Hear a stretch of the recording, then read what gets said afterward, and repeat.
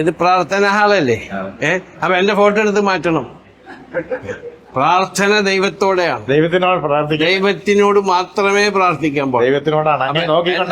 അല്ല, എന്നെ നോക്കിക്കൊണ്ട് പ്രാർത്ഥിക്കണം. അപ്പൊ ആയതുകൊണ്ട് ദയവ് ചെയ്ത് എനിക്ക് എടുത്തു മാറ്റുക. കല്ലിടട്ടെ. ബിസ്മില്ലാഹിർ റഹ്മാനിർ റഹീം. പരമകാരുണ്യനായ കരുണാവാരിധിയായ ദൈവത്തിന്റെ തിരുനാമത്തിൽ ഞാനിത് അല്ല, എന്നെ നോക്കിക്കൊണ്ട് പ്രാർത്ഥിക്കണം. അപ്പൊ ആയതുകൊണ്ട് ദയവ് ചെയ്ത് എനിക്ക് എടുത്തു മാറ്റുക. എന്നിട്ട് ആരൊക്കെ ദൈവത്തിന്റെ പ്രാർത്ഥനയ്ക്ക് വേണ്ടി ദൈവത്തിന്റെ ചിത്രങ്ങൾ ഇവിടെ അല്ല, അത് മൂന്നും വെച്ചോ. ചിത്രങ്ങളില്ല. ചിത്രങ്ങളില്ല. ദൈവമാണ് മനസ്സിലാണ് ദൈവം. ഇൻവിസിബിൾ. ഈ ഫോട്ടോ എടുത്ത് മാറ്റണം. അത് നോക്കി പ്രാർത്ഥിക്കരുത്. എന്നെ നിങ്ങള് മലയാളത്തില് കുറ്റക്കാരനാക്കി ദൈവത്തിന്റെ മുന്നിൽ. മനസ്സിലായില്ലേ? നമ്മളും നിങ്ങളൊക്കെ ദൈവത്തിന്റെ അടിമകളാണ്. ദൈവത്തിന്റെ അടിമകളാണ്, ആബിദുകളാണ്. അമ്മമാരുടെ ബിൽഡിങ്ങിൽ എന്റെ മാതാവിന്റെ പേരിടണം. അതുകൂടാതെ ഇന്ന് തറക്കല്ലിട്ടത് എന്റെ പിതാവിന്റെ പേരിലാണ്. ഞാൻ പറഞ്ഞേ, അതിലേക്കൊക്കെ ഉന്നതമായ ഒരു പിതാവിന്റെ പേരാണ് ഇവിടെയുള്ളത്.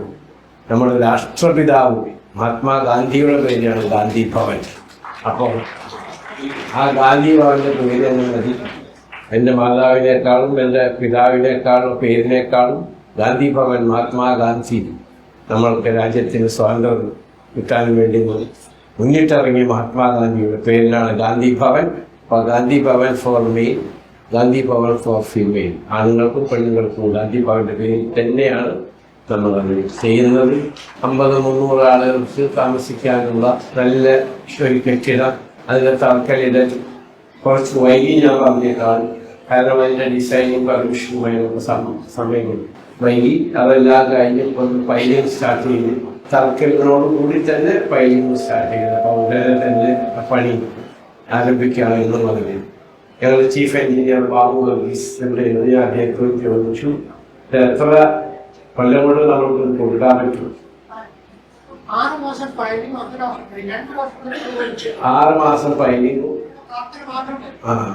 1.5 വർഷം. 2 കൊല്ലം കൊണ്ട് നമുക്ക് കൊടുക്കാം എന്ന് വെച്ചിട്ട് ആൾക്കാർ നല്ല ബിൽഡിംഗ് വിചാരിച്ചിട്ട് അച്ഛന്മാരെയും അമ്മമാരെയും തള്ളിവിടുന്ന ഒരു പ്രവണത ഇപ്പൊ കൂടുകയാണ്. ആയതുകൊണ്ട് എനിക്ക് സോമരാജൻ സാറിന് പറയാനുള്ളത്, നിങ്ങള് വളരെ അർഹതപ്പെട്ടവരെ മാത്രമേ എടുക്കാൻ പാടുള്ളൂ. മക്കളില്ലാത്തവര്, മക്കൾ തള്ളിവിടുന്നവരെ എടുക്കരുത്.